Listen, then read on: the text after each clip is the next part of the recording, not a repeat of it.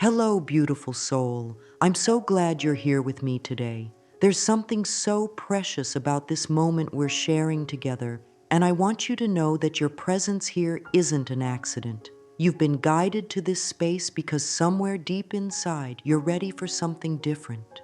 You're ready to step into a new relationship with yourself, one that's filled with kindness, understanding, and genuine love.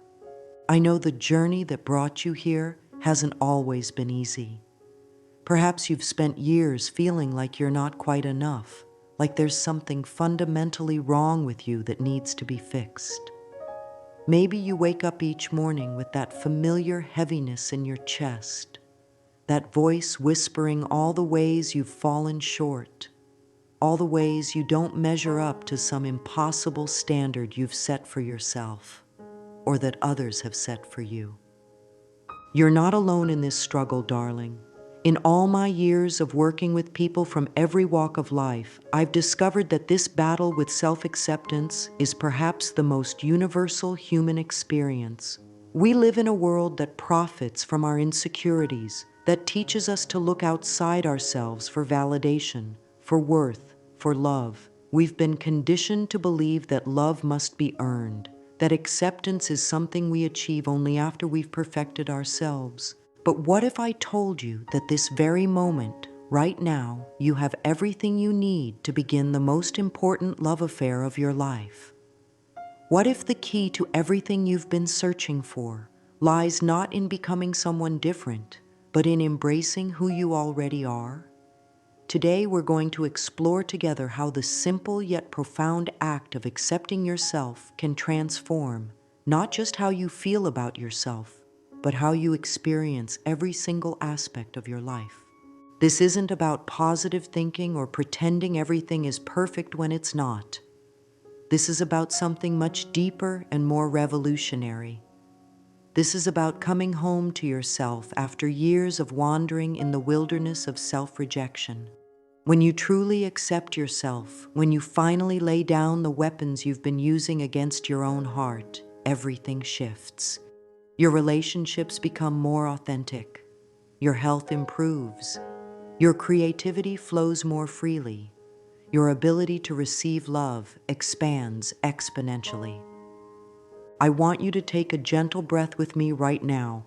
Feel your body settling into this moment. Notice that you're safe here. There's nothing you need to do, nothing you need to prove, nothing you need to fix about yourself in this moment. You're perfect exactly as you are right now, with all your perceived flaws and imperfections. This is where our journey of transformation begins, not with changing yourself, but with accepting yourself. The path we're walking together today will take us through some tender territory. We'll look at how we learn to reject parts of ourselves, how that rejection shows up in our bodies and our lives, and most importantly, how we can begin to heal these old wounds with the medicine of self-compassion. But I promise you this, every step we take will be guided by love, by gentleness, by the understanding that you are inherently worthy of acceptance and care. Your willingness to be here, to explore these tender places within yourself, is already an act of courage. Change begins the moment we're willing to look at our lives with honest, loving eyes. And that moment is now. For so many of us, the relationship we have with ourselves mirrors a house of mirrors at a carnival. Everywhere we look, we see distorted reflections that tell us we're too much or not enough, too loud or too quiet, too sensitive or too cold.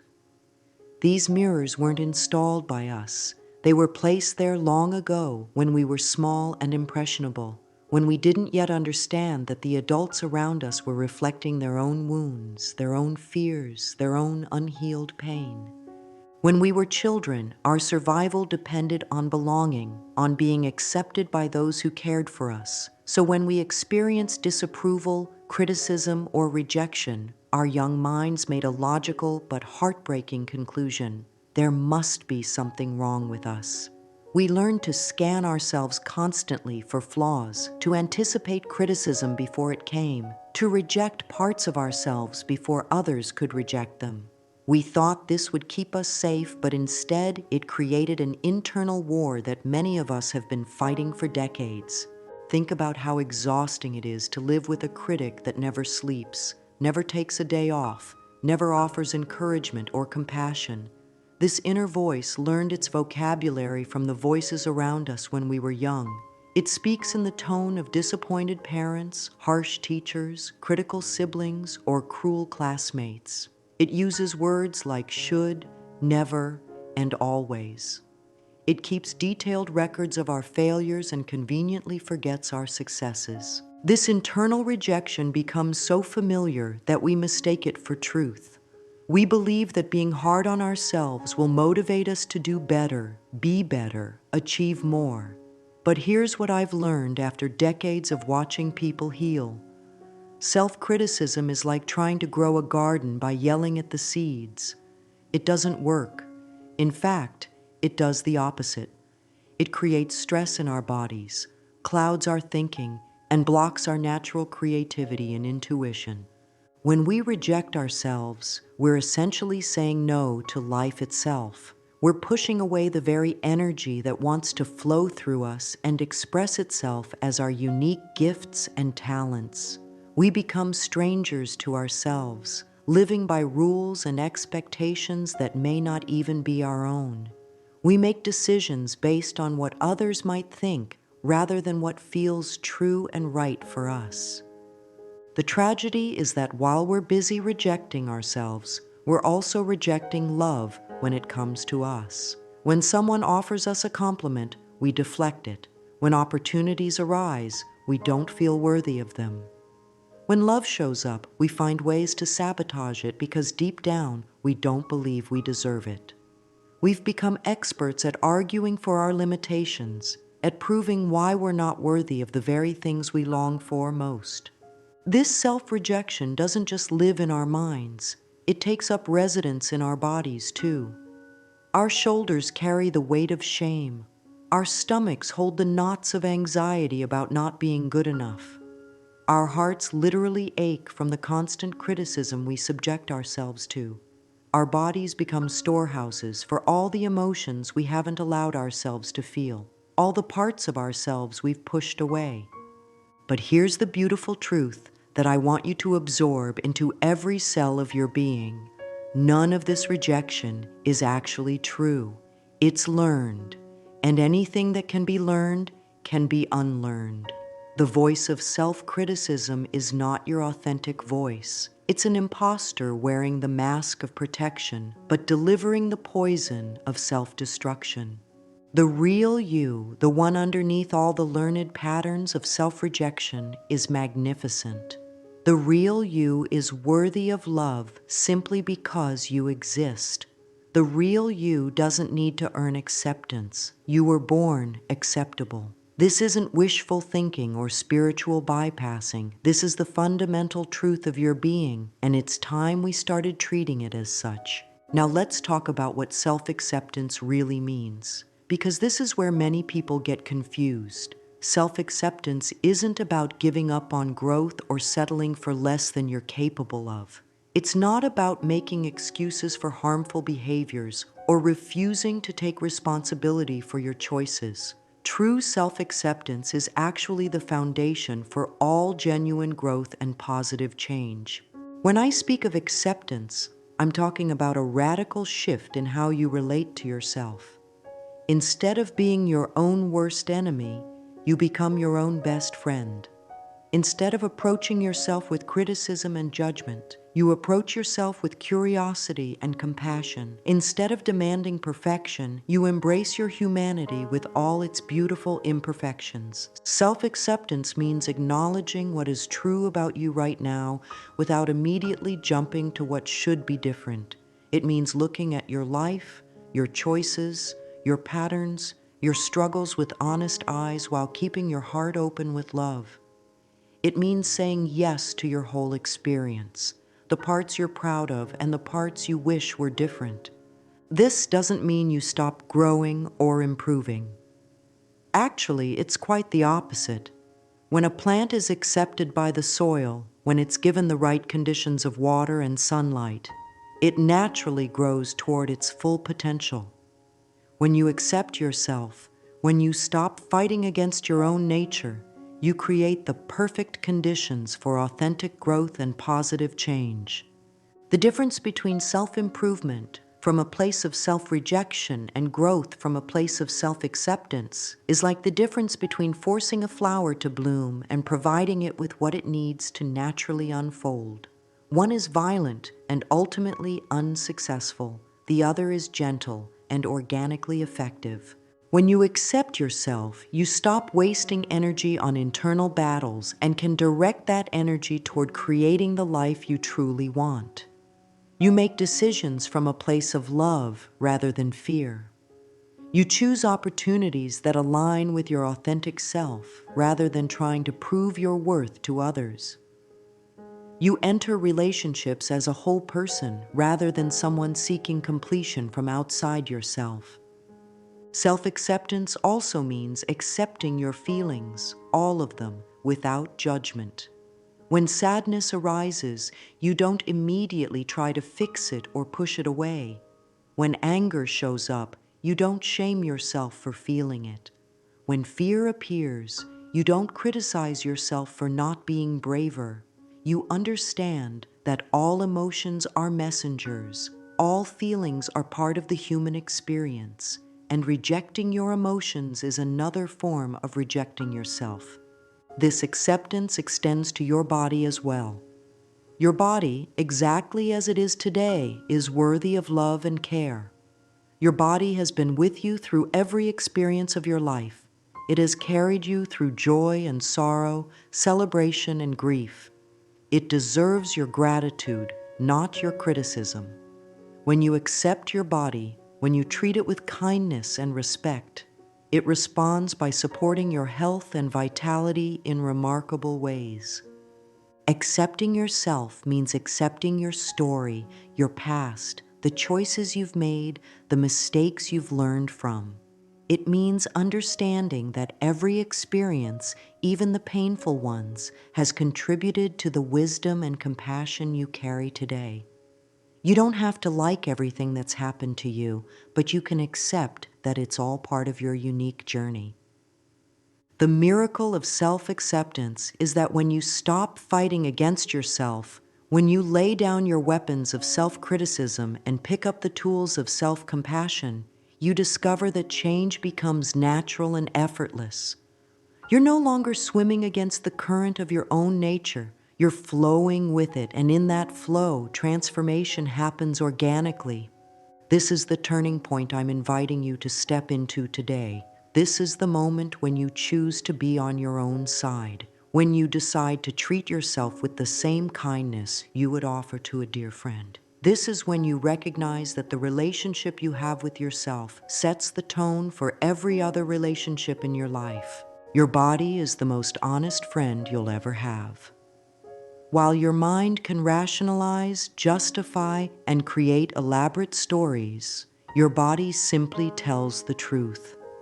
It holds the memory of every critical thought you've had about yourself, every moment of self-rejection, every time you've said no to your own needs and desires. If you want to understand the true cost of not accepting yourself, all you need to do is listen to what your body is trying to tell you. When we constantly reject ourselves, when we live in a state of inner conflict and self-criticism, our bodies respond as if we're under attack. And in a way, we are. We're attacking ourselves. The nervous system doesn't distinguish between external threats and internal ones. Whether the criticism is coming from outside or from within, your body experiences it as danger and responds accordingly. This chronic state of self-rejection creates a cascade of physical responses that affect every system in your body. Your muscles tighten, particularly in your shoulders, neck, and jaw, as if you're bracing yourself against an ongoing assault. Your breathing becomes shallow because it's hard to breathe deeply when you're in constant defense mode. Your digestion suffers because your body prioritizes survival over processing food when it perceives threat. The stomach is particularly sensitive to self-rejection. How many times have you felt that familiar knot in your stomach when you're being hard on yourself? That's not just coincidence. Your gut is literally responding to the violence of self-criticism. The stomach holds our sense of personal power, our ability to digest not just food, but life experiences. When we're constantly telling ourselves we're not good enough, the stomach contracts, making it difficult to process nutrients and emotions alike. Your heart, that beautiful organ that keeps life flowing through your body, bears a tremendous burden when you reject yourself. The heart chakra, the energy center of love and acceptance, becomes constricted when we withhold love from ourselves. This can manifest as heart palpitations, chest tightness, or simply an ache in the heart area that no medical test can explain. Your heart wants to give and receive love freely, but self-rejection creates walls that block this natural flow. The throat often holds the pain of all the kind words we never spoke to ourselves, all the encouragement we never offered, all the love we never expressed inwardly. When we're harsh with ourselves, the throat chakra becomes blocked, affecting not just our physical voice, but our ability to speak our truth and express our authentic selves. Chronic throat problems, frequent colds, or a feeling of something stuck in the throat can all be signs that we're not speaking lovingly to ourselves. Even your skin, the boundary between your inner world and the outer world, reflects your relationship with yourself. When you reject yourself, your skin may break out, become inflamed, or develop rashes as if it's trying to push away the negativity you're directing inward. Your skin wants to be touched with love, cared for with gentleness. But when you're at war with yourself, even this largest organ of your body suffers. Sleep disturbances are another common way the body expresses the distress of self-rejection. How can you rest peacefully when there's a war going on inside? The mind that criticizes all day doesn't suddenly become quiet at night. It continues its assault, keeping you awake with worry, regret, and harsh self-judgment. Your body wants to restore itself during sleep, but the stress of constant self-criticism keeps it in a state of vigilance. The immune system, your body's natural defense against illness, becomes compromised when you're constantly attacking yourself from within.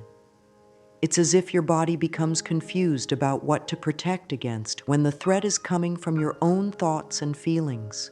Frequent illnesses, slow healing, and chronic fatigue can all be signs that your body is exhausted from fighting the ongoing battle of self-rejection. But here's the miraculous thing about your body. It wants to heal. It wants to return to a state of balance and well-being. The moment you begin to shift from self-rejection to self-acceptance, your body starts to respond. It's been waiting patiently for you to stop the assault, to offer it the love and care it so desperately needs. When you speak kindly to yourself, your nervous system begins to relax. When you touch your body with love and appreciation, your muscles start to soften.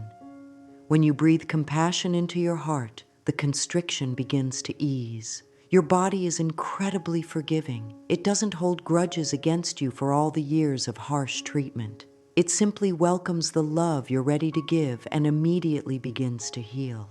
The intelligence of your body knows how to restore itself when you create the right internal environment. That environment is created not through force or discipline, but through acceptance, kindness, and love. Your body is your oldest companion, your most faithful friend. It's time to start treating it as such. Now let's turn our attention to that voice inside your head, the one that's been running the show for far too long. This inner critic, this internal prosecutor that's been building a case against you for years, is not your authentic voice. It's a collection of other people's opinions, fears, and unhealed wounds that you've unknowingly adopted as your own. It's time to understand this voice for what it really is, and more importantly, it's time to learn how to transform it. The inner critic often began as a protective mechanism. When we were young and vulnerable, This voice tried to keep us safe by helping us anticipate criticism and rejection from others. It thought that if it could criticize us first, it could help us avoid the pain of being criticized by others. It meant well, but like an overprotective parent who never allows a child to take healthy risks, this voice has long outlived its usefulness and now causes more harm than good. This critic speaks in absolutes, always and never, everyone and no one. It deals in catastrophe and shame. It takes one mistake and turns it into evidence that you're fundamentally flawed. It compares you to others constantly, always finding ways to prove that you fall short. It remembers every failure and conveniently forgets every success. It's like having a prosecutor living in your head who's determined to prove you guilty of the crime of being human. But here's what this voice doesn't understand. You don't need protection from yourself. You don't need someone constantly pointing out your flaws and mistakes. What you need is encouragement, support, understanding, and love. You need an internal ally, not an internal enemy. And the beautiful truth is that you can transform this critic into exactly that. The first step in releasing the power of the inner critic is simply recognizing it for what it is, a voice, not the truth. When that familiar criticism starts up, you can begin to notice it without immediately believing it. You can observe it with curiosity rather than accepting it as fact. You might even give this voice a name, something that helps you remember it's separate from your true self. Some people call it their gremlin, their judge, or their prosecutor. When you can identify it as separate from you, you begin to reclaim your power. The next step is to question this voice. Ask it, is this thought helpful? Is it kind? Is it even true? Often you'll find that the answer to all three questions is no. The critic rarely offers constructive guidance. It's usually just repeating old patterns of judgment and shame. When you question these thoughts, you begin to see through their false authority. You can also begin to talk back to this voice, not with more harshness, but with firm kindness. When the critic says, "You always mess things up," you can respond with, "That's not true. I'm learning and growing, and I'm doing my best." When it says, "Nobody likes you," you can reply, "I'm worthy of love and friendship exactly as I am." This isn't about positive thinking or denial. It's about standing up for yourself against an internal bully. Another powerful way to transform the critic is to imagine how you would speak to a beloved friend who was going through the same struggle you're experiencing. You would never speak to a friend the way your inner critic speaks to you. You would offer comfort, encouragement, and perspective. You would remind them of their strengths and help them learn from their mistakes without shaming them. This is how you deserve to be spoken to by your own inner voice. As you begin to change your internal dialogue, you'll notice that this critic starts to lose its power. Like any bully, when you stop cowering and start standing up for yourself, it begins to back down. The voice may still appear from time to time. Old patterns die hard, but it won't have the same grip on you. You'll recognize it more quickly and respond to it more skillfully. Gradually, this harsh internal voice can transform into something much more loving and supportive. Instead of a critic, you can develop an inner coach, someone who encourages you, helps you learn from mistakes without shaming you, and reminds you of your worth when you forget. This coach speaks with compassion, offers gentle guidance, and celebrates your progress, no matter how small. The process of releasing the inner critic is really the process of reclaiming your right to speak to yourself with love. It's about understanding that you are not your thoughts, especially not the harsh, critical ones. You are the consciousness that can observe those thoughts, question them, and choose different ones. This is where your true power lies. This transformation doesn't happen overnight, but every moment you choose compassion over criticism, Every time you speak to yourself with kindness instead of harshness, you're rewiring your brain for self-love. You're creating new neural pathways that support your well-being instead of undermining it. This is not just psychological work. It's actual physical change happening in your brain. The practice of radical self-compassion is perhaps the most revolutionary act you can undertake in a world that profits from your self-doubt. It's radical because it goes against everything you've been taught about motivation and improvement. It's radical because it chooses love in a world that often chooses judgment. And it's radical because it recognizes your inherent worth without requiring you to earn it. Self-compassion has three main components, and understanding these can help you develop this life-changing practice. The first is self-kindness, treating yourself with the same gentleness you would offer to someone you care about. This means speaking to yourself in a warm, understanding tone, especially when you're struggling or have made a mistake. It means comforting yourself when you're in pain, rather than adding insult to injury with self-criticism. The second component is common humanity, recognizing that struggle, imperfection, and pain are part of the human experience. You're not the only one who makes mistakes, feels inadequate sometimes, or faces challenges. When you remember that suffering is universal, you don't feel so alone in your struggles. You understand that having difficulties doesn't make you defective, it makes you human.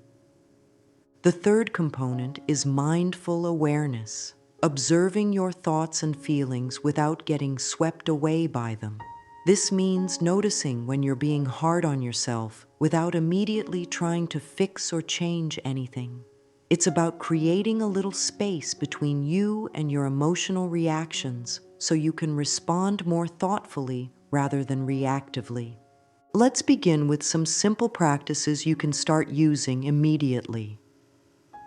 One of the most powerful practices is what I call loving kindness toward yourself. Several times throughout your day, place your hand on your heart and say something genuinely kind to yourself. It might be as simple as, "I love you," or "You're doing your best," or "I'm here for you." The physical gesture of placing your hand on your heart activates your body's soothing system and helps you connect with feelings of warmth and care.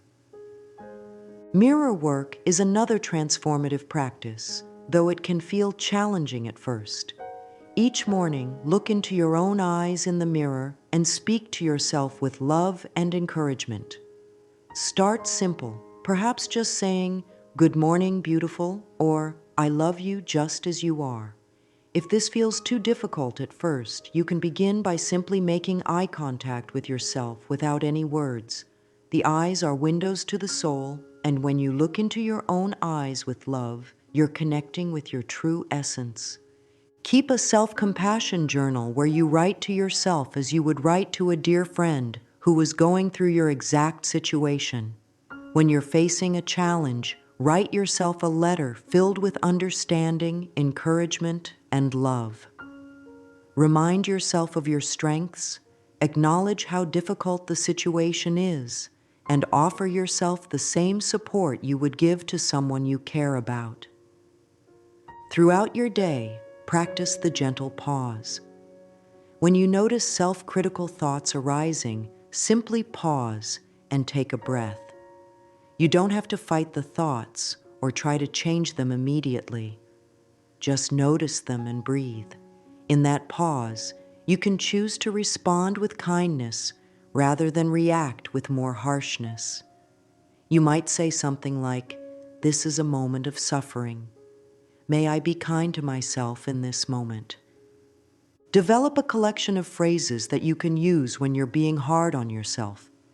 These become like loving friends that you can call upon when you need support. Some examples might be, "I'm learning and growing every day. I forgive myself for not being perfect. I am worthy of love and kindness. This too shall pass." Or, "I'm doing the best I can with what I know right now." Create physical practices that embody self-compassion. This might be taking warm baths while speaking lovingly to yourself, giving yourself gentle massages, or simply hugging yourself when you need comfort. Your body needs to feel the love, not just hear about it. These physical acts of self-care send powerful messages to your nervous system that you are safe, loved, and worthy of care. Practice gratitude for your body, your mind, and your spirit. Each part of you is working hard to support your life and growth. Thank your feet for carrying you through your days. Appreciate your hands for all they create and accomplish. Acknowledge your heart for continuing to beat and love despite any pain it has endured. This gratitude creates a foundation of appreciation that makes self-compassion feel more natural. When you make mistakes, and you will because you're human, practice responding to yourself the way a loving parent would respond to a child who has fallen down. You wouldn't berate the child or tell them they're worthless. You would comfort them, help them up, and encourage them to try again. You deserve this same tender care from yourself. The practice of radical self-compassion is ongoing. It's not a destination you reach, but a way of being you cultivate. Some days it will feel easier than others. Some moments you'll remember to be kind to yourself, and other times you'll slip back into old patterns of self-criticism. This is completely normal and expected. The practice is not about being perfect at self-compassion. It's about gently returning to it again and again, each time with a little more understanding, a little more patience, a little more love. One of the most challenging yet liberating aspects of true self-acceptance is learning to embrace all parts of yourself. Not just the parts you're proud of, but also the parts you've been trying to hide, change, or deny. We all have what some call our shadow aspects, those qualities, emotions, and tendencies that we've labeled as bad, wrong, or unacceptable. But here's a truth that might surprise you. These shadow parts of yourself often contain some of your greatest gifts and sources of power. From the time we were small, we learned that certain parts of ourselves were acceptable and others were not. Maybe you learned that anger was bad, so you stuffed it down and became overly accommodating. Perhaps you discovered that sadness made others uncomfortable, so you became the eternal optimist who never allowed herself to feel grief. Maybe you were told that being too confident was arrogant, so you learned to dim your light and play small. We all developed strategies to survive and belong, and part of those strategies involved rejecting aspects of ourselves that didn't fit into the acceptable mold.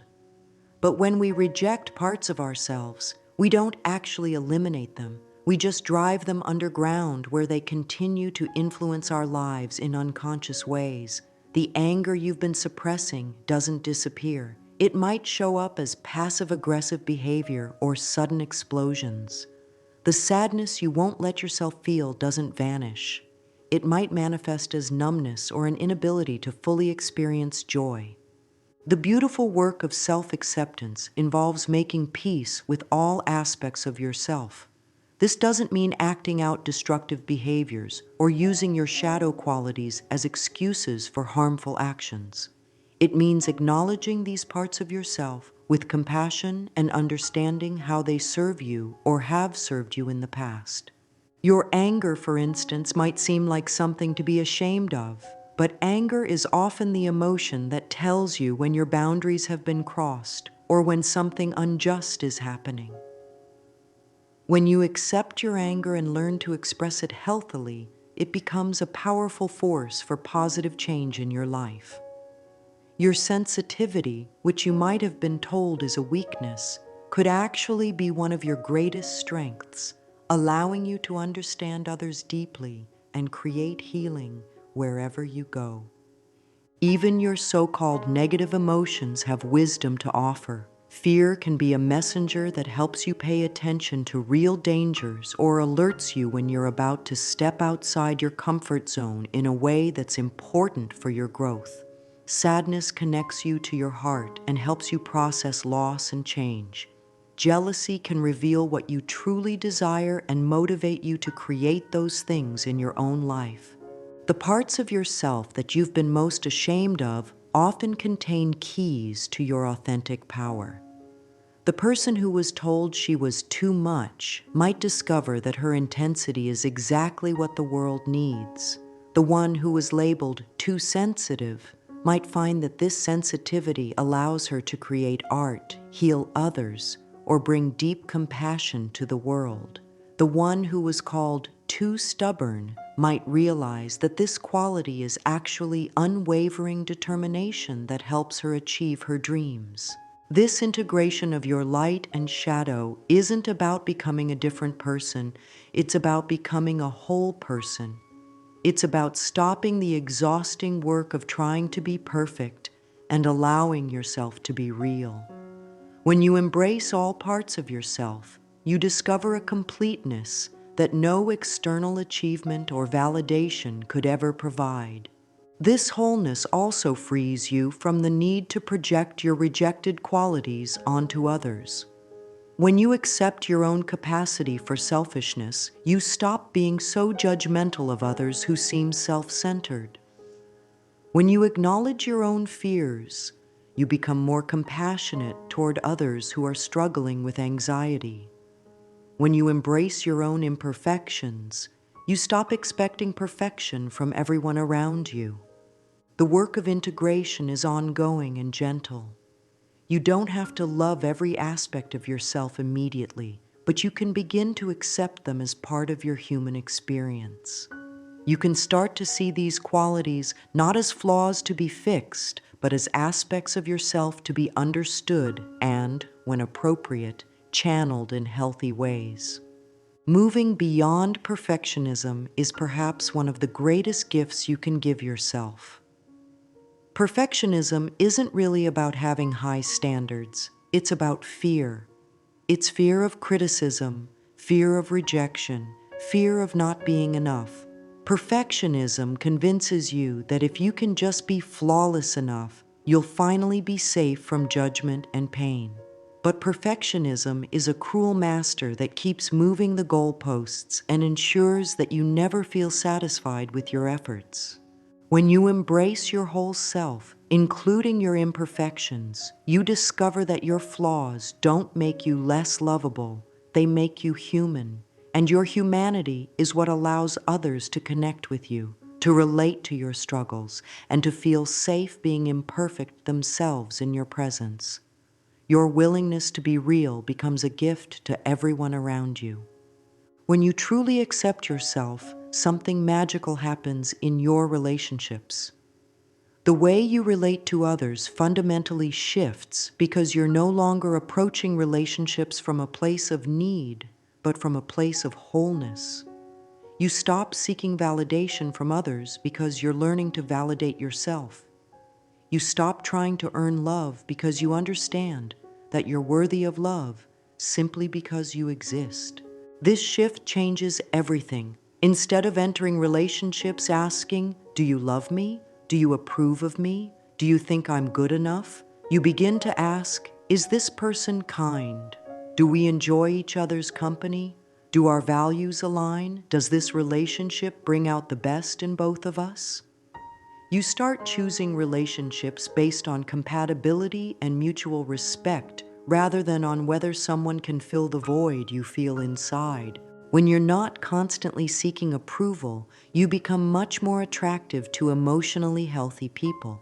There's something magnetic about someone who knows their own worth, who doesn't need others to complete them, but wants to share their completeness with someone else.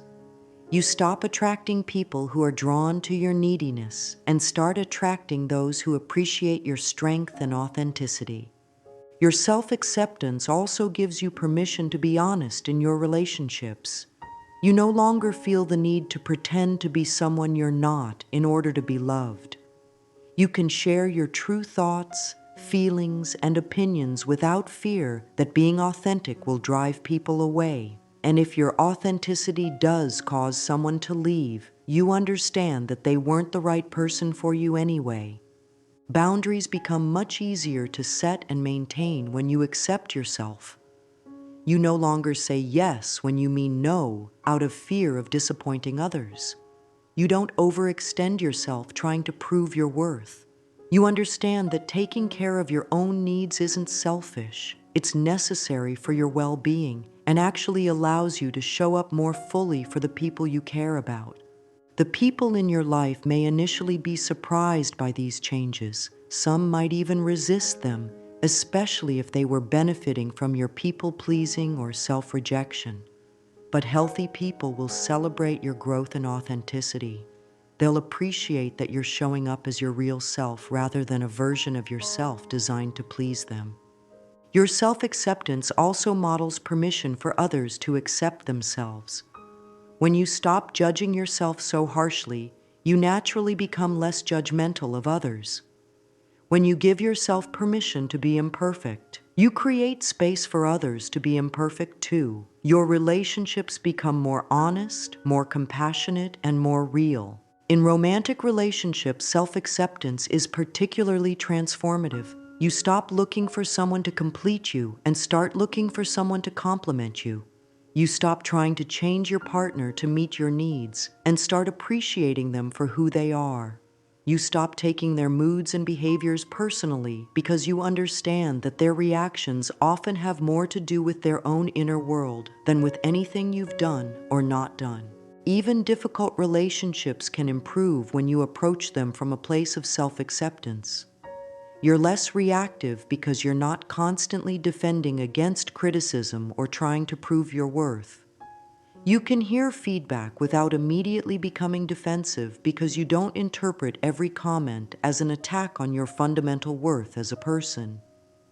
Your relationship with your family often undergoes the most dramatic changes.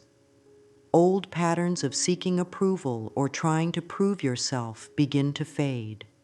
You can love your family members without needing them to validate your choices or understand your path. You can maintain your own boundaries while still showing up with love and compassion. The transformation in your relationships ripples out to affect your professional life as well. You're more likely to speak up when you have ideas or concerns. You're less likely to take on projects or responsibilities that don't align with your values or drain your energy. You're more confident in negotiations because you know your worth isn't dependent on any particular outcome. Most importantly, your relationship with yourself becomes the template for all other relationships. When you treat yourself with kindness, respect, and love, you naturally expect and attract the same treatment from others. You become both a better friend to others and more discerning about who you allow into your inner circle. Living from your authentic self is the natural result of self-acceptance. When you stop fighting against your nature and start embracing who you really are, life becomes a flow rather than a struggle. You make decisions not based on what others expect or what you think you should do, but based on what feels true and right for your unique path. Authenticity isn't about being perfect or having everything figured out. It's about being honest about where you are in your journey and making choices that align with your values and your heart.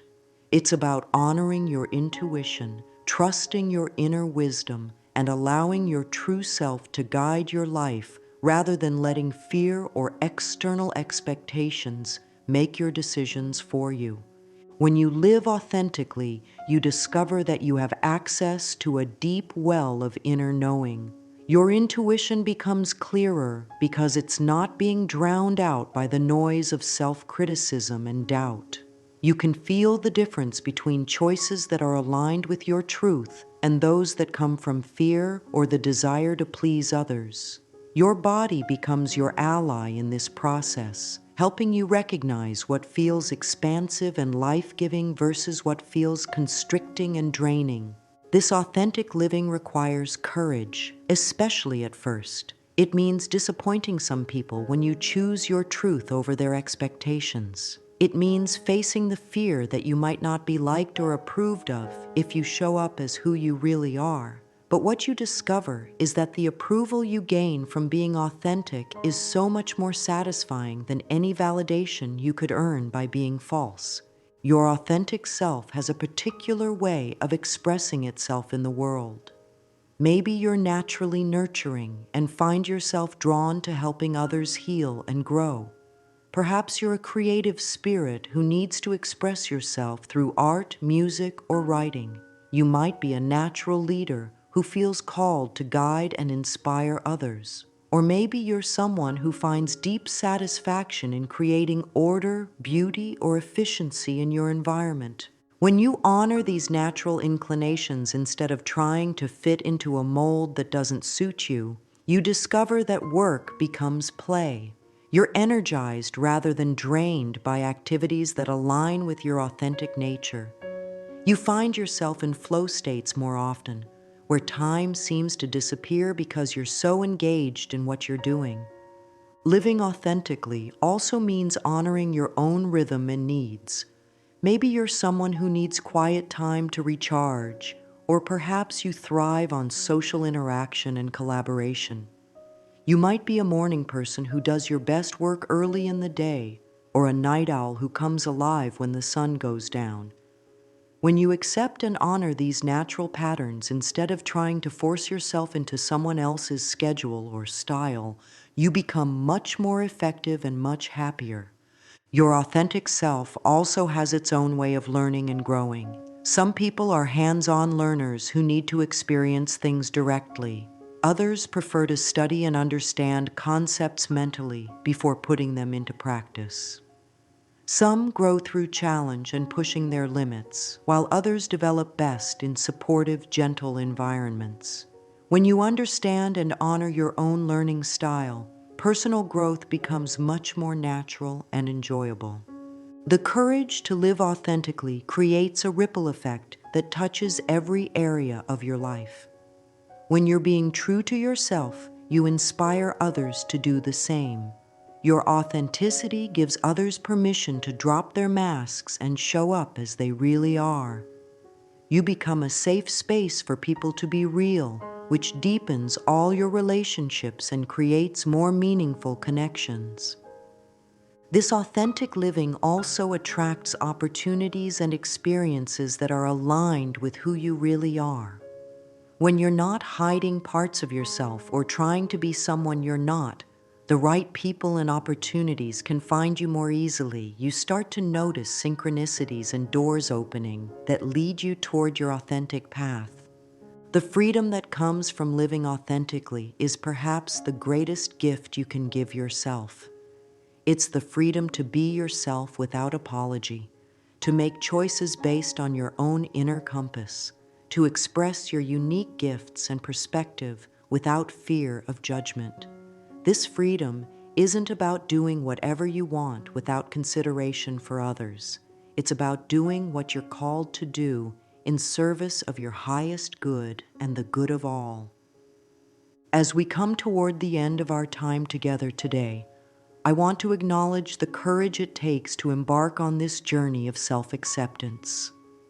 You've been willing to look at patterns that may have been with you for years or even decades. You've opened your heart to the possibility that you deserve love and kindness, especially from yourself. This willingness alone is a testament to your strength and your commitment to growth. The journey of self-acceptance isn't a destination you arrive at once and then never have to think about again. It's an ongoing practice, a daily choice to treat yourself with kindness rather than criticism, to embrace your humanity rather than demand perfection, to trust your inner wisdom rather than seek validation from outside yourself.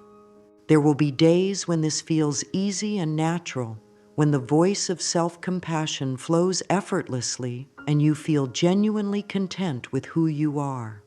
There will also be days when the old patterns resurface, when the inner critic gets loud again, when you catch yourself being harsh and judgmental with yourself. Both of these experiences are part of the journey. The goal isn't to never have another critical thought about yourself. It's to recognize these thoughts more quickly, and respond to them with greater wisdom and kindness. Every moment offers you a fresh opportunity to choose acceptance over rejection, love over criticism, compassion over judgment. When you notice you're being hard on yourself, you can simply pause, take a breath, and ask, how can I be kinder to myself right now? This simple question can shift your entire experience and bring you back to the path of self-love. Remember that this work you're doing isn't just for you, it's for everyone whose life you touch. When you heal your relationship with yourself, you heal something in the collective consciousness. When you learn to love yourself unconditionally, you make it easier for others to do the same. Your self-acceptance becomes a gift to the world. I want to leave you with some words that you can carry in your heart as you continue this beautiful journey of coming home to yourself. Place your hand on your heart right now and feel the steady, faithful rhythm of this organ that has been with you since before you were born. This heart has never stopped believing in you, never stopped supporting your life, never stopped loving you. Let it remind you of your inherent worthiness. Say these words to yourself and mean them. I accept myself completely, just as I am right now. I am worthy of love, kindness, and respect. I choose to treat myself with the same compassion I would offer to a beloved friend.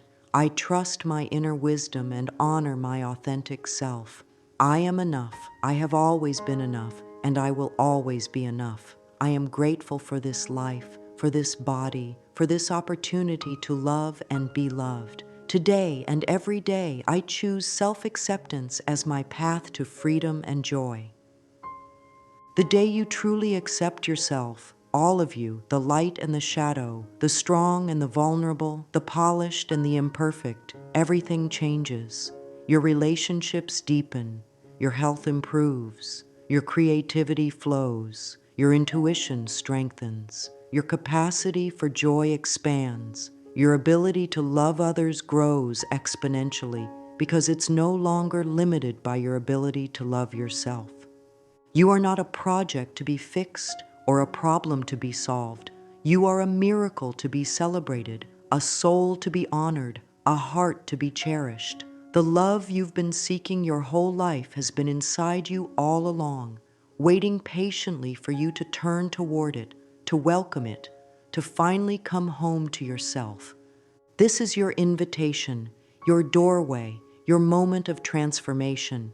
Step through it with confidence, knowing that you are surrounded by love, supported by the universe, and worthy of every good thing life has to offer. The day you accepted yourself, everything changed, and that day can be today. Go forward with love, precious one. You are magnificent exactly as you are.